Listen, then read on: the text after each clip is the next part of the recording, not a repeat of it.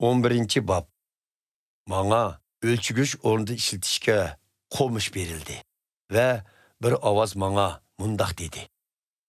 Berib, Xudoning ibodatxonasi ve qurbonlik supisini o'lcha. U yerda ibodat qilayotganlarni sana. İbadetxonaning tashqirqi hovlisini o'lchmay qo'y. Chunki u yer Yahudi emaslarga berildi. Ular muqaddas shaharni 42 oy dafsanda qiladi. Men 2 guvochimga qudrat berman. Ular qoriliq kiyim kiyib, Xudoning vahiyisini bekitilgan ana shu 1260 kunda yetkizadi. Dunyoning Rabbi oldida turgan 2 tüp zaytun darg'i ve 2 chiroqdan mana shu guvochlardir. Birersi ularni zaximlandirmoqchi bo'lsa, ular eg'izlardan o't purkib, bu dushmanni kuydirib tashlaydi. Ularni zaximlandirmoqchi bo'lganlar mana shundoq o'ldirildi. Ular Xudoning vahiyisini jakarlaydigan kunlarda yomg'ir yog'masligi uchun osmonni yepib etish qudratiga ega. Ular sularni qonga aylantirish ve her xil baloyi ofatlar bilan yer yuziga xolgan vaqtda zarbi berish qudratiga ega. Duolik vazifalari oyoqlashganda tegi yo'q hangdan chiqadigan diva ular bilan ilishidi ve ularni yengib o'ltiradi. Jasadlari katta shaharning g'ol yo'liga tashlanadi. Bu shahar Sodom yoki Misr degan simvollik nom bilan atalgan bo'lib, ularning Rabbimu u yerda krestga mixlangan edi. Her millatdan, her qabiladan ve her xil tilda so'zlashadigan xalqlardan kishilar kelishib, ularning jasadlariga 3,5 kun tikilib qaraydi ve jasadlarning yerlikka qo'yilishiga ruxsat qilmaydi.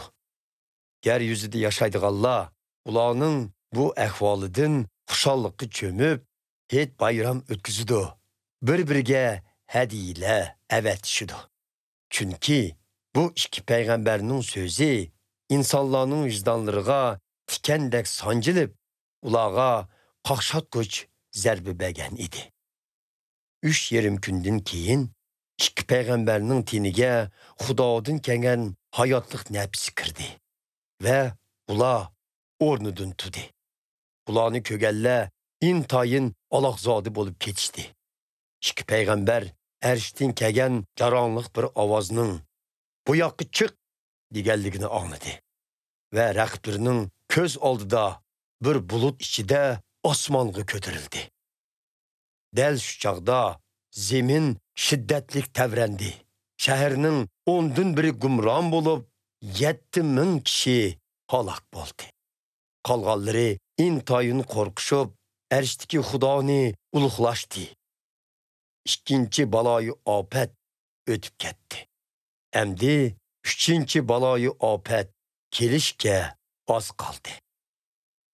Uningdan keyin 7. farishta qonini chaldi. Arshdan kelgan jaronliq ovozlar mundaq deydi. Dunyoning podshohligi Parvardigorimiz ve onun Mesih'e mensup bo'ldi.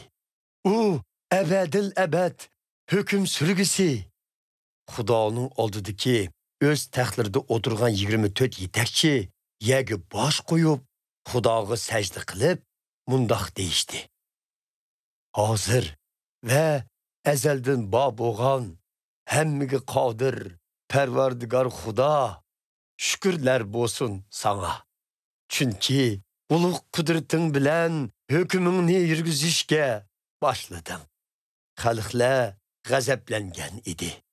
Endi senin g'azabing yetib keldi. O'liklarni so'roq qilish, xizmatkorlarning bo'lgan payg'ambarlarni ve Xudoning muqaddas xalqi shundoqla arzimas yoki katta bo'lsin, nomingni cho'nqur hurmatlaganlarni inomga ega qilish, yer yuzini gumron qilganlarni halok qilish vaqti keldi. Ondan Xudoning Erishdiki ibodatxonasi ichildi ve onun ehdi sanduqi u yerda ko'rindi. Şu an çaqmoqlar chiqib, guldirmomining guldir qarosleri anlandı. Zemin tevrinib, dehşetlik möldür yığıp